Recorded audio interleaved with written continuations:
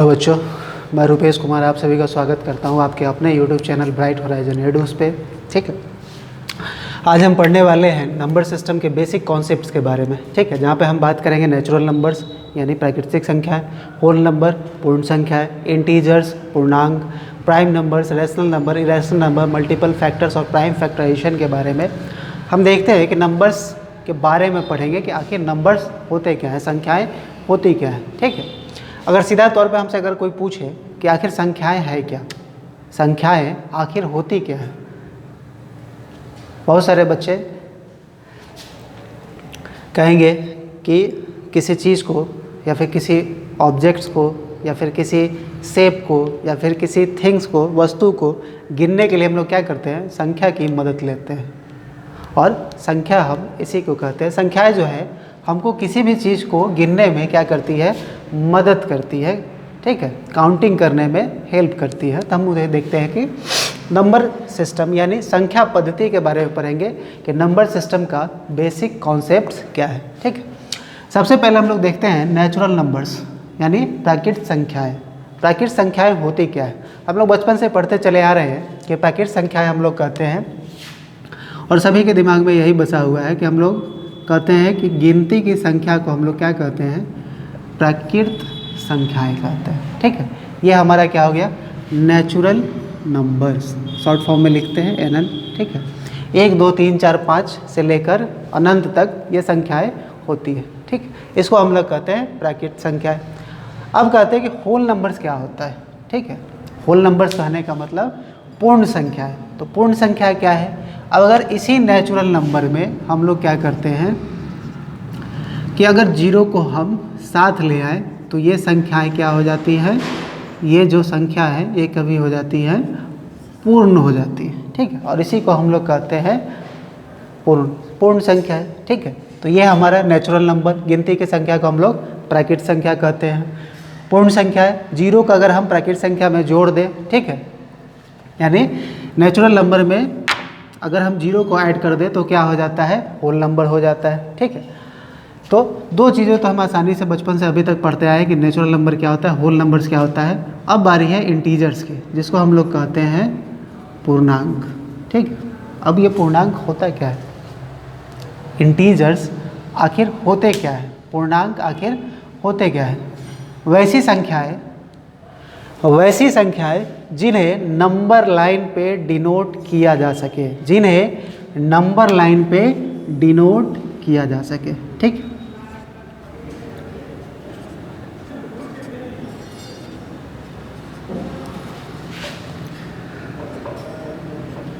वैसी संख्याएं जिन्हें नंबर लाइन पे डिनोट किया जा सके उसी को हम लोग क्या कहते हैं, इंटीजर कहते हैं।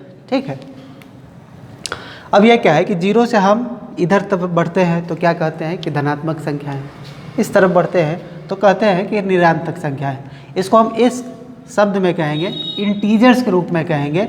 अगर इधर हम कहेंगे तो हमारे पास पॉजिटिव इंटीजर्स है, अगर इधर की बात करेंगे तो कहेंगे क्या, निगेटिव इंटीजर्स हैं और इधर पॉजिटिव इंटीजर्स हैं। ठीक है, तो वैसी संख्या है जिसे हम इस नंबर लाइन यानी संख्या रेखा पर हम दर्शा सकते हैं, वैसी ही संख्याएं क्या कहलाती है, पूर्णांक कहलाती है, इंटीजर्स कहलाती है। ठीक है, अब इसका कॉन्सेप्ट हम लोग पढ़े होंगे बचपन में कि जीरो से जब हम धनात्मक संख्या की तरफ बढ़ते हैं तो संख्या बड़ी होती चली जाती है, जीरो से हम ऋणात्मक संख्या की तरफ बढ़ते हैं, पूर्णांक की तरफ बढ़ते हैं तो संख्याएं धीरे धीरे छोटी होती जाती है। ठीक है, तो बेसिकली यही है कि नंबर लाइन पे जिस नंबर को हम डिनोट कर पाएंगे, जैसी संख्या को हम डिनोट कर पाएंगे, वही इंटीजर्स कहलाती है। ठीक है, तो हमने क्या देखा, नेचुरल नंबर देख लिया, होल नंबर देख लिया, इंटीजर्स देख लिया। सिर्फ अभी हम डेफिनेशन और उसके प्रॉपर्टीज़ के बारे में बात करते हैं। अब बात करते हैं प्राइम नंबर्स के बारे में। ठीक है, ये प्राइम नंबर्स क्या होते हैं, प्राइम नंबर्स क्या होते हैं। अब इसी में कुछ ऐसे भी होते हैं, जैसे हम आपको दिखाएंगे कि किस नंबर को हम कहाँ डिनोट कर सकते हैं। ठीक है, आगे चल के हम आपको और भी कॉन्सेप्ट लाएंगे। अभी सिर्फ हम बेसिक कॉन्सेप्ट के बारे में बात कर रहे हैं, जब हम डिटेल में इसको पढ़ाएंगे तो इसमें सिखाएंगे कि कैसा कोई नंबर फ्रैक्शन में है तो उसको कहाँ पे डिनोट करेंगे, कोई नंबर यदि रूट में है जैसे कोई 7/2 है तो उसको कहाँ डिनोट करेंगे, 5/3 को कहाँ डिनोट करेंगे, √2 को नंबर लाइन पे कहाँ डिनोट करेंगे, ये भी चल के हम आगे की क्लासेस में आपको हम सिखाएंगे से इसके कॉन्सेप्ट्स के साथ। अभी सिर्फ हम बेसिक्स की बात करें कि बेसिक्स आखिर क्या है, ठीक है, उसके प्रॉपर्टीज़ क्या है, उनके डेफिनेशन क्या है, उनके बारे में बात करते हैं। तो हम बात करते हैं अब प्राइम नंबर का, जिसको हम लोग कहते हैं अभाज्य संख्याएँ। इनको हम लोग कहते हैं अभाज्य संख्याएँ, ठीक है। अभाज्य संख्या कहने का मतलब वैसा नंबर जो डिविजिबल नहीं हो, वैसी संख्याएँ जो विभाजित नहीं हो। तो नहीं विभाजित होने वाली संख्याएँ ऐसी पूरे नंबर सिस्टम में कोई नहीं है। सारी संख्याएं किसी न किसी नंबर से डिवाइड होती हैं, बिल्कुल होती है। जीरो भी डिवाइड होता है, ठीक है। किसी नंबर्स को हम जीरो से डिवाइड करते हैं तो आपको मालूम है उसका वैल्यू क्या हो जाता है, ठीक है। जीरो से मल्टीप्लाई करते हैं तो उसका वैल्यू क्या होता है। 1 से किसी नंबर को हम डिवाइड करते हैं तभी वो डिवाइड होता है, ठीक है। तो प्राइम नंबर कहने का मतलब वैसी संख्याएँ जो एक और खुद के अलावे, एक और खुद के अलावे, यानी यदि कोई नंबर है, ठीक है, तो या तो वो एक से विभाजित हो, एक से विभाजित हो, या फिर खुद से विभाजित हो, ठीक है। खुद से विभाजित हो यानी इट सेल्फ, या फिर एक से विभाजित हो, वही संख्याएं जो है क्या कहलाती है, अभाज्य संख्याएं कहलाती है, ठीक है। तो हम जानेंगे अभाज्य संख्याओं के बारे में। अब क्या है कि कुछ ऐसे इसमें मतलब क्या कहते हैं कि ऐसे चीज़ें हैं जिसके बारे में हम लोग जानेंगे। प्राइम नंबर्स के कुछ प्रॉपर्टीज़ है उसके बारे में जानेंगे। पहले तो हमने डिफिनीशन देखा कि वैसी संख्याएं जो एक से अथवा खुद से विभाजित हो वही संख्याएं क्या कहलाती है, अभाज्य संख्याएं कहलाती है, ठीक है। अब अभाज्य संख्याएं के बारे में हम डिटेल से बात करेंगे, क्योंकि इसी प्राइम नंबर के बेस पे हमको फिर प्राइम फैक्टराइजेशन भी आपको पढ़ाना है कि प्राइम फैक्टराइजेशन क्या होता है, ठीक है। चलिए पहला कॉन्सेप्ट के बारे में बात करते हैं। प्राइम नंबर लिखते हैं तो हम क्या करते हैं, एक को छोड़ देते हैं, ठीक है। हम 2 से स्टार्ट करते हैं प्राइम नंबर को।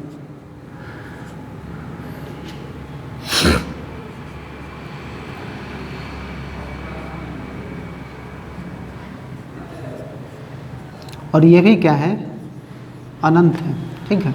2, 3, 5, 7, 11, 13, ठीक है, 17, 19, ये सब क्या है कि सभी अभाज्य संख्या है, ठीक। अब इनके बारे में एक कॉन्सेप्ट है, आपको हम बताते हैं। सबसे पहला कि सिर्फ 2, हम सिर्फ 2 के लेकर बात करें, 2 के बारे में। 2 क्या है, एकमात्र जो है सम अभाज्य संख्या है, ठीक है। सिर्फ 2 ही ऐसा एक इकलौता संख्या है, अंक है, ठीक है, या संख्या है जो भी है, वो क्या है, सिर्फ सम है। इसके अलावा जो भी प्राइम नंबर्स होंगे, जो भी अभाज्य संख्याएं होंगी, वो सभी क्या होंगी, विषम होंगी, ठीक है। अगर इसके बेस पे कभी कभी क्वेश्चन भी पूछा जाता है, एक्सरसाइजेज वगैरह में आप देखेंगे, एनसीईआरटी के या फिर आर्ट सवाल के बुक में भी है कि सबसे बड़ी सम अभाज्य संख्या बताएं, तो सबसे बड़ी सम अभाज्य संख्या भी 2 ही होगा।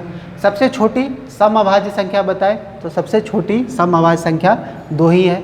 अगर पूछे कितने सम अभाज्य संख्याएं होती है तो सिर्फ 2 ही है। और 2 के अलावा जितने भी अभाज्य संख्या हैं वो सभी के सभी विषम होते हैं, ठीक है।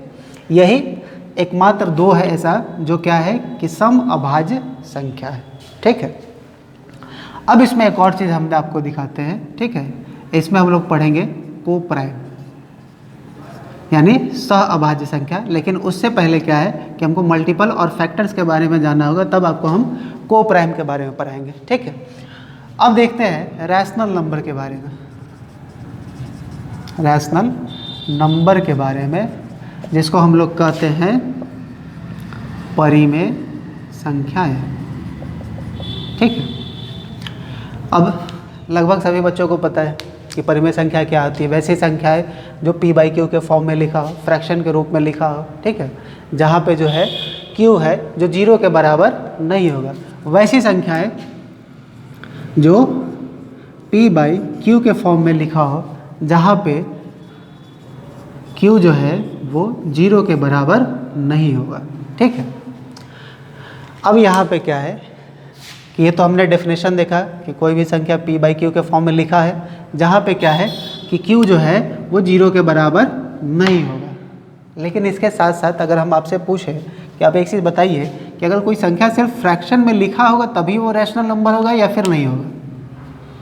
ठीक है, अब जैसे हम कहें कि 1/2 ये क्या है, परिमेय संख्या है। 3/5 ये भी परिमेय संख्या है। लेकिन अगर कहे कि अगर बताइए 5, 7 ये सब परिमेय संख्या है या नहीं? 0.25, ठीक है, ये सब क्या है कि परिमेय संख्या है कि नहीं। ठीक है, अब क्या देखते हैं कि 3/5 है, ठीक है, 1/2 है, तो हमने क्या देखा परिभाषा कि वैसी संख्या जो p/q के रूप में लिखी हो और जहाँ पे q जो है 0 के बराबर नहीं है।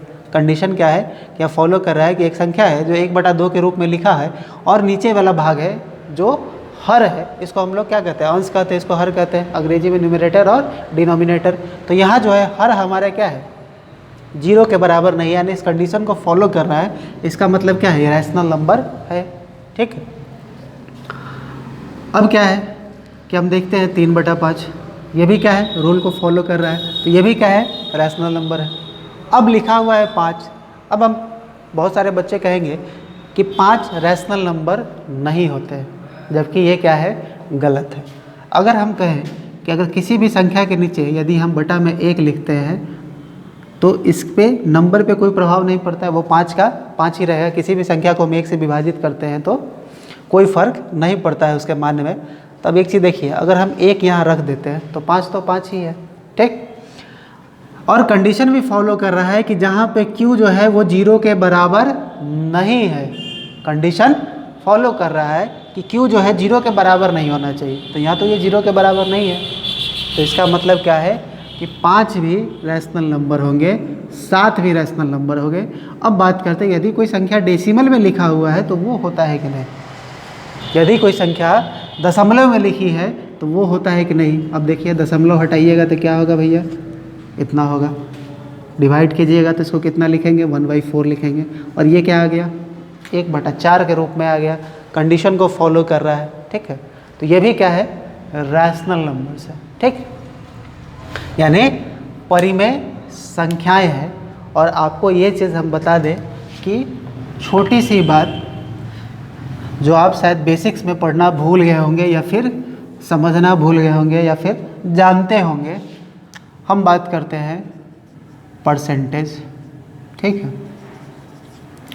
फ्रैक्शन या फिर डेसिमल। ये तीनों ही क्या है, अगर कोई नंबर इस रूप में लिखा हो, परसेंटेज के फॉर्म में लिखा हो, फ्रैक्शन हो, डेसिमल हो, सभी क्या होते हैं, रैशनल होते हैं। जैसे हमने कहा 20% ऑफ 100 तो कितना आएगा, 20% ही आएगा। क्यों, क्योंकि हम लिखेंगे 20/100 × 100 डिवाइड होगा। परसेंटेज को हम क्या लिखते हैं, फ्रैक्शन के फॉर्म में लिखते हैं। अब 20 है तब कहिएगा फिर 20 आया तो फिर हम यहाँ लगा देंगे, ये भी क्या हो गया, रैशनल हो गया। फ्रैक्शन अभी बताया 1/2, 3/4, 5/6 कुछ भी लिख सकते हैं फ्रैक्शन में, ये भी क्या होंगे, रैशनल होंगे। डेसिमल वही चीज़ 0.25, 0.45, 2.50 हटाएंगे कितना होगा, 100 होगा। 10 से 10, 5 से 5/2 होगा। इसको करेंगे तो कितना होगा, 100, 5 से करेंगे 9/20 होगा, 9/20 होगा। तो ये सभी क्या है, ये सभी रैशनल नंबर है। और कहीं ना कहीं परसेंटेज, फ्रैक्शन, डेसिमल सभी क्या है कि एक तरीके से फ्रैक्शन ही है। ठीक है, इसके अलावा फ्रैक्शन ही है और इसी के बारे में हम लोग देखते हैं। और सभी क्या है कि सभी रैशनल नंबर्स ही आते हैं। ठीक, तो हमने देख लिया रैशनल नंबर के बारे में। अब इरेशनल नंबर्स में, इरेशनल नंबर में क्या है, अपरिमेय संख्या, वैसी संख्या है जो इस कॉन्सेप्ट को, रैशनल नंबर्स के कॉन्सेप्ट को फॉलो नहीं करेगा, उसके डेफिनेशन को फॉलो नहीं करेगा, वो सभी क्या होंगे, इरेशनल नंबर्स होंगे। ठीक है, अपरिमेय संख्याएं होंगी। अब आते हैं हम लोग मल्टीपल्स और फैक्टर्स के बारे में। ठीक है, मल्टीपल्स और फैक्टर्स के बारे में। मल्टीपल को हम लोग कहते हैं गुणज और फैक्टर्स को हम लोग कहते हैं भाजक। ठीक है, यानी जिससे हम लोग भाग दे सकते हैं, डिवाइजर जिसको हम लोग कहते हैं, वो भी कह सकते हैं, ठीक है। तब हम क्या देख रहे हैं कि हमको पढ़ना है मल्टीपल के बारे में और फैक्टर्स के बारे में। तो हम यहाँ मतलब जो दोनों का कॉन्सेप्ट है हम उसके बारे में पढ़ते हैं कि मल्टीपल्स क्या होते हैं। मल्टीपल्स ऑफ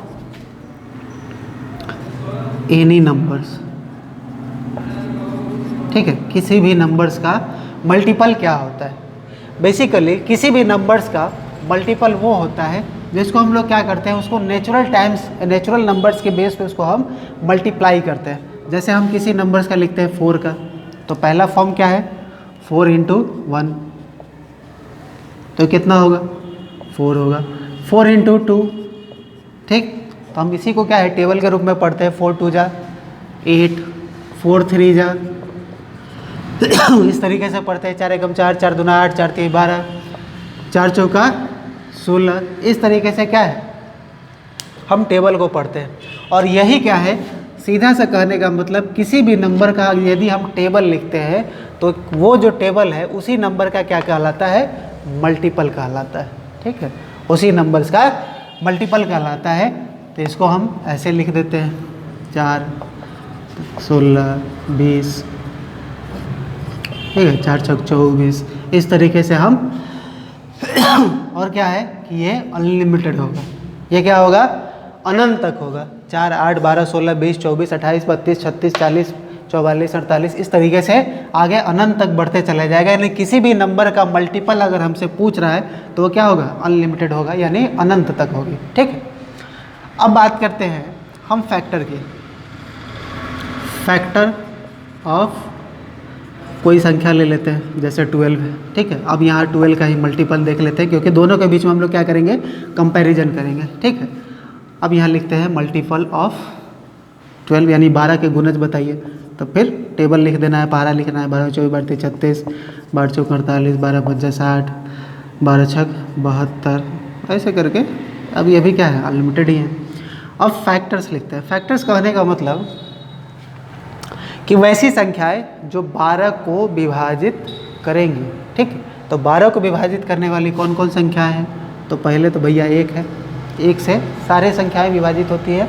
तो चलिए इसका कोई मूल नहीं रखते हैं। अब लिखते हैं हम 2, 2 से विभाजित होगा, 3 से होगा, ठीक है, 4 से होगा, 6 से होगा, और 12 भी तो खुद अपने आप को विभाजित करेगा तो 12 भी होगा, ठीक है।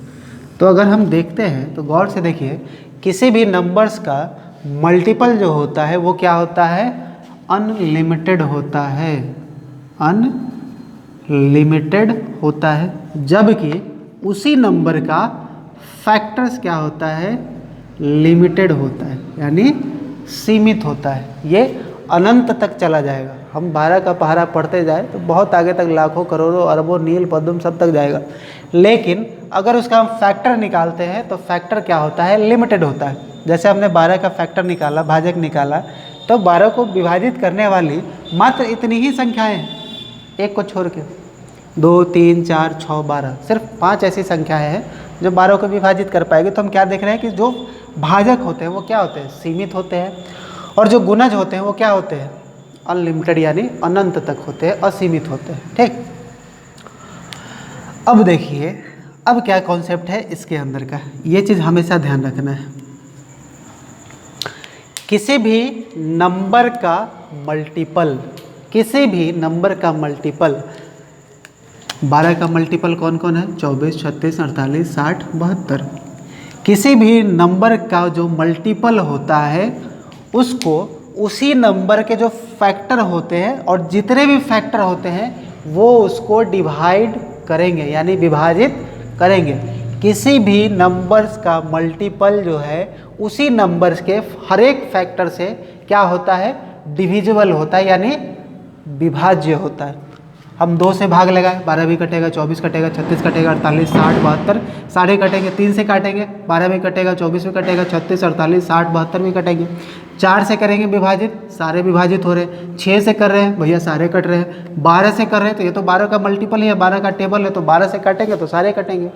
मतलब किसी भी संख्या का जो गुणज होता है वो उसके फैक्टर से यानी भाजक से क्या होता है, विभाज्य होता है और हर हाल में होता है। ऐसी कोई संख्या नहीं है जिसके मल्टीपल को उसके फैक्टर नहीं डिवाइड कर पाते हैं। ये इसका हिडन कॉन्सेप्ट है, ये चीज़ याद रखना है। लेकिन ठीक इसके उल्टा यदि किसी नंबर का फैक्टर उसके हर एक मल्टीपल से डिवाइड नहीं होगा, सिर्फ एक 12 से ही ये डिवाइड होगा, उसके अलावा किसी से नहीं होगा। ठीक, यानी इट सेल्फ से ही डिवाइड होगा, उसके बाद आगे जो उसका मल्टीपल है उससे नहीं हो पाएगा। दूसरा देख लिया हमने, पहला देखा, दूसरा भी कॉन्सेप्ट देख लिया। अब क्या देखना है कि जैसे हम कहते हैं कि किसी भी नंबर्स का जो मल्टीपल होता है वो उस नंबर के बराबर या फिर उससे बड़ा होता है। किसी भी नंबर का मल्टीपल या तो उसके बराबर या फिर उससे बड़ा होता है। किसी भी नंबर का फैक्टर या तो उसके बराबर या फिर उससे छोटा होता है, या फिर इसके बराबर या फिर इससे छोटा होता है। ये क्या है, 12 से सभी संख्याएं क्या है, बड़ी है, यानी इसके सारे मल्टीपल क्या है, 12 से बड़े हैं। 12 के फैक्टर क्या है, सभी 12 के बराबर या फिर उससे छोटे हैं। तो पहला कॉन्सेप्ट, किसी भी नंबर का मल्टीपल उसके फैक्टर से, सारे फैक्टर से हमेशा डिविजिबल होगा, ऑलवेज डिविजिबल होगा।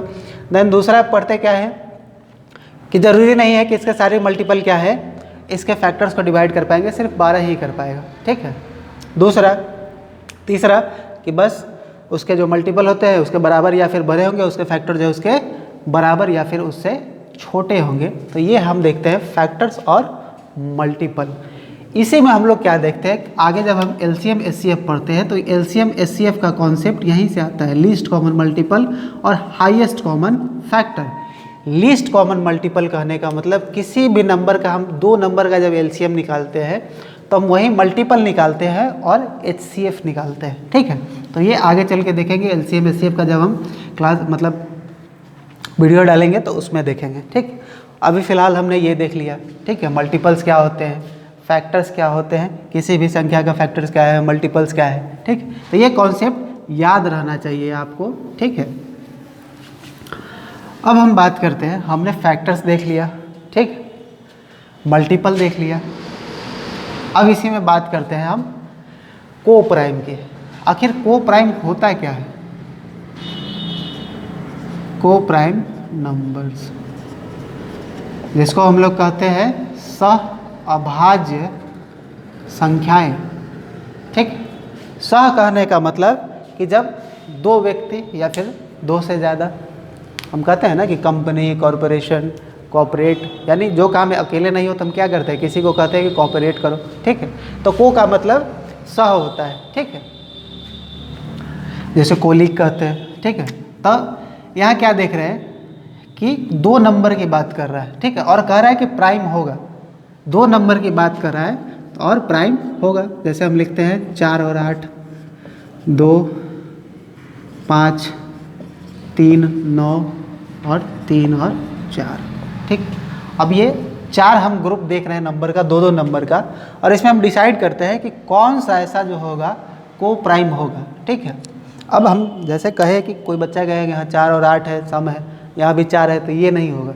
ये ज़रूरी नहीं है कि वो दोनों संख्याएं में दोनों सम नहीं हो सकता है, दोनों सम संख्याएं नहीं होंगी, ये चीज़ तय है, लेकिन एक सम संख्याएं हो सकती है। और इसके पीछे का कॉन्सेप्ट क्या है कि किसी भी दो नंबर का एचसीएफ, हाईएस्ट कॉमन फैक्टर, किसी भी दो नंबर का हाईएस्ट कॉमन फैक्टर क्या हो, एक हो, यानी सबसे बड़ी संख्या जिससे वो विभाजित होती है। हाईएस्ट कॉमन फैक्टर कहने का मतलब सबसे बड़ी संख्या, उभयनिष्ठ संख्या जो दोनों को विभाजित करे, एक ही संख्या दोनों को विभाजित कर दे, तो वो क्या है, एक होना चाहिए। लेकिन यहाँ क्या है, एक नहीं है, यहाँ 4 है। तो ये रूल को फॉलो नहीं कर रहा है, इसलिए क्या है कि ये को प्राइम नहीं होगा, ये संख्या को प्राइम नहीं है। यहाँ देख रहे हैं 2 और 5 दोनों एक सम है और एक विषम है, लेकिन दोनों को विभाजित कौन कर रहा है, एक कर रहा है। एक से बड़ी ऐसी कोई संख्या नहीं है जो दोनों को विभाजित कर सकती है। 3 और 9, इसको कौन विभाजित कर रहा है, 3 कर रहा है, तो ये नहीं होगा।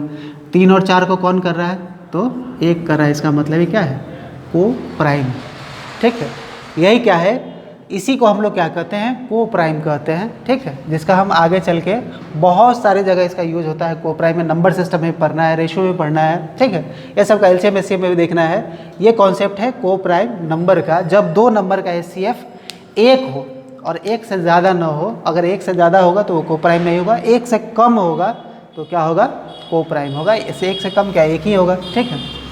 और कभी भी दो सम संख्याएं कभी भी को प्राइम नहीं हो सकती हैं। एक सम होगा, एक विषम होगा, चलेगा। दोनों विषम होगा तब भी चलेगा। अब जैसे हम कहें कि हम दो प्राइम नंबर ही लिख देते हैं, 11 लिख दे और 13 लिख दे, अब इसको तो कोई नहीं काट पाएगा, ठीक है।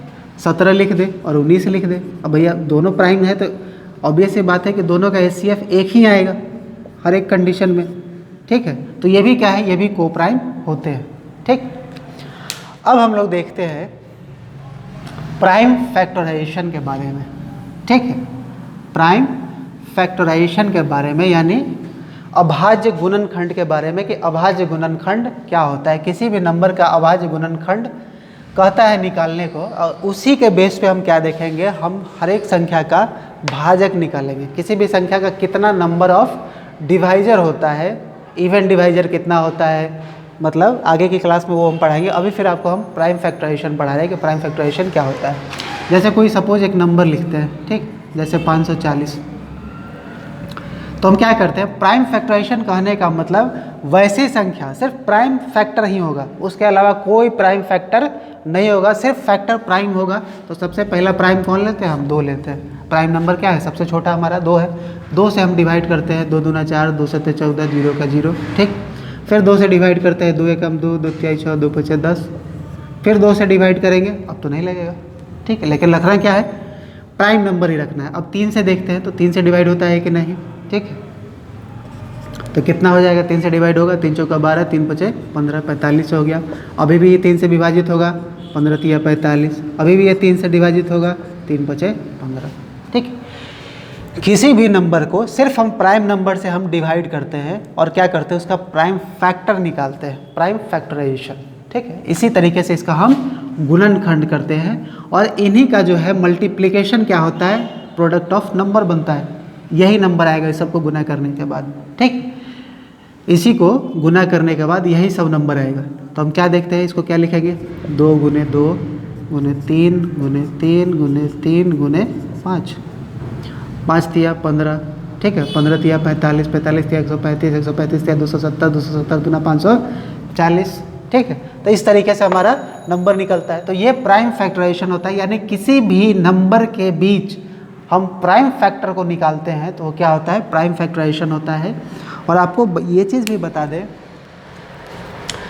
कि ये 540 में ये 3 प्राइम नंबर के अलावा दूसरा कोई प्राइम नंबर नहीं मिलेगा, सिर्फ यही 3 प्राइम नंबर आपको मिलेंगे, इसके अलावा नहीं मिलेगा। और जितने भी इसके डिवाइजर होंगे, जितने भी फैक्टर होंगे, वो सभी क्या होंगे, इसी के मल्टीपल होंगे, इसी के मल्टीपल होंगे, 2 का मल्टीपल होगा। अब जैसे 540 है, हम 4 से भी डिवाइड कर सकते थे, इसको हम 4 से भी डिवाइड कर सकते थे, तो 4 से करेंगे तब भी कटेगा, ठीक है। अब वो कैसे, तो देखिए यहाँ ही आपको सिखा देते हैं। इसका मल्टीप्लिकेशन आएगा इतना, 2 दूना 4, यानी 4 से ये संख्या विभाजित होगी। फिर अगला देखते हैं, 2 तिया 6, बिल्कुल होगा, ठीक है। उसके बाद 2 पचे 10 हो गया। अब यहाँ भी 2 है, यहाँ भी 2 है, खास फर्क नहीं पड़ता है। अब देखते हैं, 1 3 तो निकाल लिए, ठीक है। अब क्या है, ये 3 है, 3 से 2 का निकल चुका है, 3 दूना 6, 3 तिया के 9, 9 से भी विभाजित होगा, 9 छक 54, ठीक है। फिर 3 से 3 को करेंगे, फिर 9 आ गया, फिर 5 से करेंगे तो कितना आएगा, 15 आएगा। 15 से करके देख लिए, 15 तिया 45, बचेगा 90, 15 छक्का 90, यानी 15 से भी विभाजित हो रहा है। अब अगला नंबर क्या निकालेंगे, फिर देखते हैं। अब क्या है कि 2 से हम देख लिए, 3 से देख लिए, अब 2 और 2 को हम 4 बना देते हैं, 4 तिया 12, 12 से देखिए, 12 से कटता है कि नहीं, 12 चौक 48, 12 पचे 60, कट गया। अब फिर क्या है, अब इस 4 से हम इसको देखते हैं, 5 4 पचे 20, 20 से भी कटेगा भैया, 0 से 0 गया, 2 से काटेंगे 27 आ जाएगा, कोई दिक्कत नहीं है, ठीक। अब क्या है, इससे भी लग गया। अब इस दोनों 3 को हम क्या करते हैं, 9 बना देते हैं। अब इस 9 को 2 से गुना करेंगे, 18, 9 दूना 18 और 18 से विभाजित होगा, 18 तिया 54। फिर क्या देखते हैं, इसी 9 को 3 3 है ना हमारे पास, फिर 2 3 को तो बना लिए, एक 9 से करेंगे तो 27 आ जाएगा। और देखिए यहाँ 27 है कि नहीं, 27 से भी कट रहा है। फिर 9 को हम क्या करते हैं, 5 से करते हैं, 9 पचे 45, देखिए 45 यहाँ मौजूद है कि नहीं। यानी इसी सारे नंबर से उसके जितने भी फैक्टर होंगे हम आसानी से क्या उसके पीछे का कॉन्सेप्ट है निकाल सकते हैं। बहुत ज़्यादा समय लगेगा इसको निकालने में। तो इस तरीके से हम लोग क्या करते हैं, उसके फैक्टर्स हम निकाल सकते हैं उसके पीछे का ये कॉन्सेप्ट है, ठीक है। तो अब प्राइम फैक्टराइजेशन के बारे में पढ़ लिए। तो इतना चीज़ जो है आज हम जान चुके हैं, natural number, whole number, integers, prime numbers, coprime, rational, irrational, multiple factor, prime factorization. Next class में अगले फिर किसी दिन हम क्या है कि नंबर सिस्टम का और भी कॉन्सेप्ट आपके साथ लेके आएंगे और फिर आगे आपको हम पढ़ाएंगे कैसे निकाला जाता है प्राइम फैक्टराइजेशन में कि इवन फैक्टर्स कितने हो, किसी भी नंबर्स के कितने फैक्टर्स होते हैं। यानी अगर हम कहें कि बताइए, अगर कुछ क्वेश्चन हमसे पूछे कि 540 के कुल कितने भाजक है, यानी कितने संख्याओं से जो है 540 विभाजित होती है, या फिर यूँ कहे कि कितनी ऐसी संख्या है जो 540 को विभाजित करती है, तो भी हम आपको सिखाएंगे प्राइम फैक्टराइजेशन पे कैसे उस नंबर को निकालते हैं। और उसके बाद समभाजक पूछ दें, कितने सम संख्या है जो इसको विभाजित करती है, कितने विषम संख्या है, बिल्कुल होंगे क्योंकि 3 और 5 है, इससे भी कटेगा क्योंकि देखिए आपको ना विषम संख्या भी आया है, 9 भी आया है, 15 भी आया है, 27 है, 45 है, ये सब क्या है, विषम संख्या है। तो इसके बेस पे हम देखेंगे कि कैसे उस तरीके से हम निकालते हैं, ठीक है। उसके बाद भाजकों का योगफल देखेंगे, भाजकों का गुणनफल देखेंगे, बहुत सारा कॉन्सेप्ट आगे नंबर सिस्टम का है और एकदम बेसिक से हम आपको सिखाएंगे कि नंबर सिस्टम है क्या, ठीक है। पढ़ने का 2 ही तरीका है, या तो आप उतना ही पढ़िए जितना आपके लिए ज़रूरी है, या फिर नॉलेज के लिए पढ़ना है तो आपको पूरे कॉन्सेप्ट के साथ आपको पढ़ना होगा, ठीक है। और यही क्या है, लर्निंग, यही क्या है हमारे लिए लर्निंग है और यही चीज़ आपको सीखना है और आपको सीखने में हम आपकी मदद करेंगे और कुछ आपसे भी हम सीखेंगे, ठीक है। तो अगर आज का सेशन आप लोगों को अच्छा लगा हो तो प्रतिक्रिया अपनी देती रहिएगा, ठीक है, सभी लोग देते रहेंगे और हम आपका इंतज़ार करेंगे। लाइक और शेयर्स के लिए हम कभी नहीं कहेंगे, ठीक है, कि आप लाइक और शेयर कीजिए। हम यहाँ बैठे हुए हैं आपसे कुछ सीखने के लिए और आपको कुछ सिखाने के लिए बेसिक कॉन्सेप्ट्स के साथ, और ये चीज़ करना मुझे अच्छा लगता है, ठीक है। और आप लोगों का एप्रिसिएशन मिलेगा तो मुझे भी अच्छा लगेगा, चाहे वो नेगेटिव हो पॉजिटिव हो, हम हमेशा आपका वेलकम करेंगे। ताकि अगर आप कुछ खामियां निकलती हैं तो उसके लिए भी हम आपसे माफ़ी चाहते हैं, क्योंकि अभी हम इन सब चीज़ों में होते रहता है, उस चीज़ के लिए हम नहीं कहेंगे। अगर खामियां हैं तो आप आसानी